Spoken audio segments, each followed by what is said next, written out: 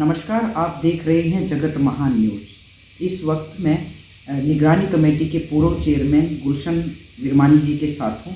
29 तारीख को केंद्रीय गृह मंत्री अमित शाह जी गोहाना में रैली करने आ रहे हैं। सीधी सी बात है कि रैली का आयोजन 2024 पर निशाना है। ये पूरे लोकसभा सोनीपत लोकसभा क्षेत्र की ये रैली होनी है। रैली में क्या मुद्दे होंगे, क्या उनकी रिक्वायरमेंट होगी और किस तरह का वो कुछ सौगात भी देकर जाएंगे। लेकिन रैली से पहले एक बात देखने योग्य है कि हरियाणा में इस वक्त राजनीतिक माहौल बहुत गर्म है। किसान शुगर मिलों पे ताला बंद करके बैठे हैं। सरपंच ई टेंडरिंग के खिलाफ, सरकार के खिलाफ मोर्चा खोले बैठे। लेकिन रैली किस तरह से कामयाब हो पाएगी और रैली को कामयाब करने के लिए कार्यकर्ताओं की किस तरह से ड्यूटियां लगाई हैं, इस बारे में मैं गुलशन विरमानी जी से बातचीत करना चाहूँगी। विरमानी जी, सबसे पहले तो आपका स्वागत है। शुक्रिया। ये एक चर्चा है, मैं 2 दिन से लगातार कोशिश कर रही हूँ कि बीजेपी के जितने भी पदाधिकारियों से बातचीत करूँ। ये रैली का मकसद क्या है, क्योंकि आपने मीटिंग अटेंड की है पार्टी की। मकसद तो बीजेपी राजनीतिक पार्टी है, सभी राजनीतिक पार्टियां रैलियां करती हैं पब्लिक को अपने तरफ जोड़ने के लिए। तो क्या कोई ऐसा मुद्दा है या सिर्फ चुनाव जीतने की एक रणनीति के तहत 2024 में चुनाव है और बीजेपी हमेशा एक एक्शन में रहती है चुनाव जीतने की, तो चुनाव जीतने की ही रणनीति के तहत ये रैली हो रही है? देखो, राजनीतिक पार्टियां रैलियां करती हैं, वो जनता से रूबरू भी होना चाहती हैं, जनता का मूड भी भापना चाहते हैं। तो इसी क्रम में केंद्रीय गृह मंत्री अमित शाह जी आ रहे हैं। इस रैली का नाम दिया है जन उत्थान रैली। यहाँ से हरियाणा की मिडिल में है गोहाना, तो फीडबैक लेंगे जनता को और क्या सहूलियत देनी है, तो उस लिए भी रैली है। फीडबैक लेके वो मुख्यमंत्री जी से बात करेंगे या केंद्र से बात करेंगे, हरियाणा को और क्या सौगात देनी है, इसलिए ये रैली है। चुनाव तो अभी 1 साल बाद है। चुनाव भले ही 1 साल बाद हो, आपने एक बहुत बड़ी बात कही कि एक नब्ज पहचाननी होती और तमाम राजनीतिक दल एक नब्ज ही पहचानते, लेकिन कोई सौगात की बात आई है इतने बड़े सोनीपत लोकसभा क्षेत्र में? अभी तो रिक्वायरमेंट तो बहुत है, काम भी बहुत होने हैं। खुद मुख्यमंत्री भी मानते हैं कि भाई जो हमने योजनाएं बनाई हैं वो अभी पूरी तरह से सिरे नहीं चढ़। देखो, रैली हो रही है, केंद्रीय गृह मंत्री जा रहे हैं, मुख्यमंत्री जा रहे हैं और हरियाणा का सारा मंत्रिमंडल वहीं होगा। मुझे लगता है कि गोहाना को मुख्यमंत्री जी और गृह मंत्री जी, केंद्रीय गृह मंत्री जी अच्छी सौगात दे जाएंगे, मुझे लगता है, बड़ी सौगात। लेकिन आपके छोटे भाई की धर्मपत्नी सेकंड टाइम चेयरपर्सन बनी है शहर की, तो शहर का कोई खाका तैयार किया है आपने? क्योंकि मुख्यमंत्री भी आएंगे तो मांग तो रखी जा सकती है। देखिए, जो नगर परिषद का मामला है वो चेयरपर्सन ही देखती है जी, और चेयरपर्सन ने अपने अधिकारियों से मिलके खाका तैयार कर लिया होगा और वो जल्दी आपको पता लग जाएगा।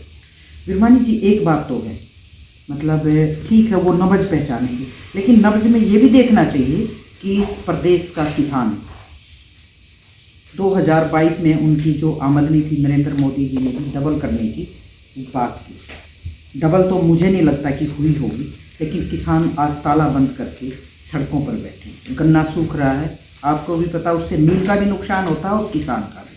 क्या सरकार को इस रैली से पहले इस चीज़ का समाधान नहीं निकालना चाहिए? देखिए, किसानों की मुख्यमंत्री जी से 2-3 दिन पहले बातचीत हुई है और मुख्यमंत्री जी ने ये उनको आश्वस्त किया है कि कमेटी बना दी गई है कि जल्दी ही आपके पक्ष में, आपके फायदे के लिए हम कुछ न कुछ करेंगे।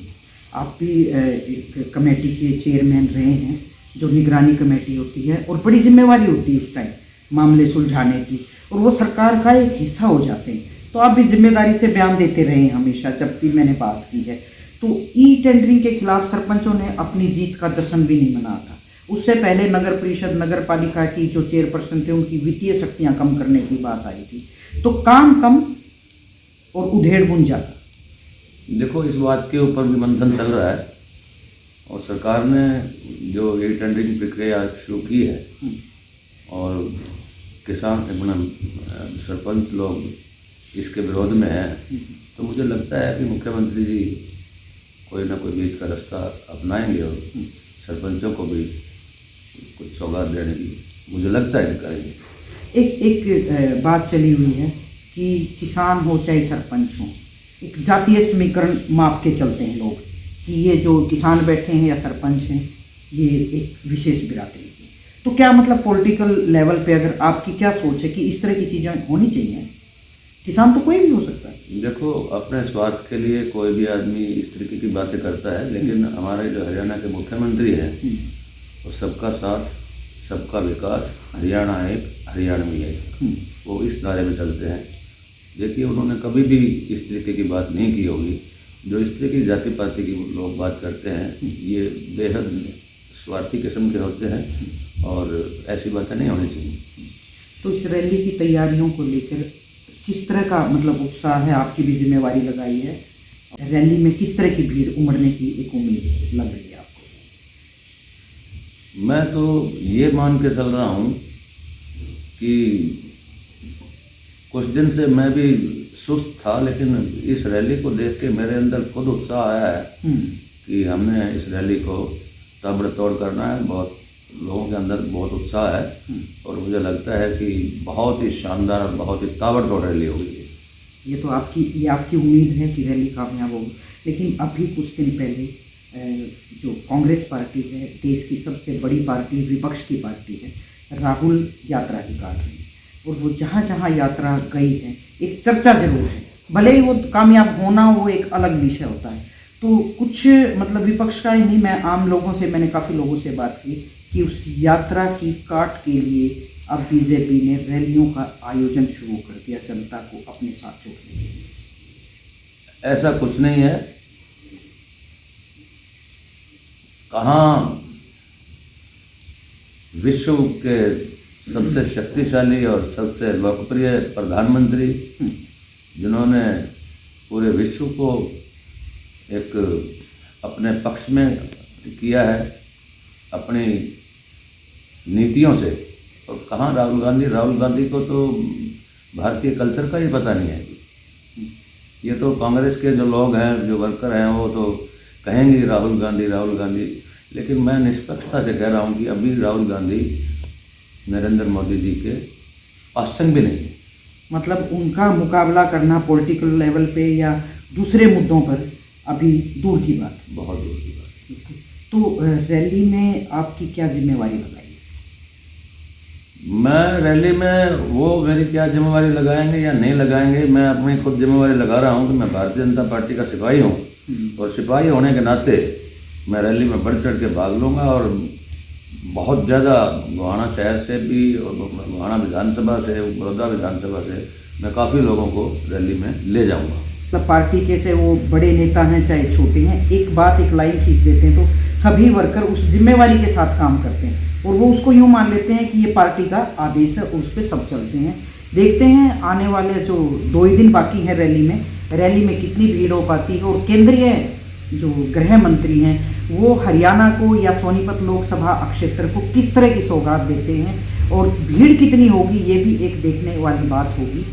गोहाना से सारिका की रिपोर्ट। नमस्कार।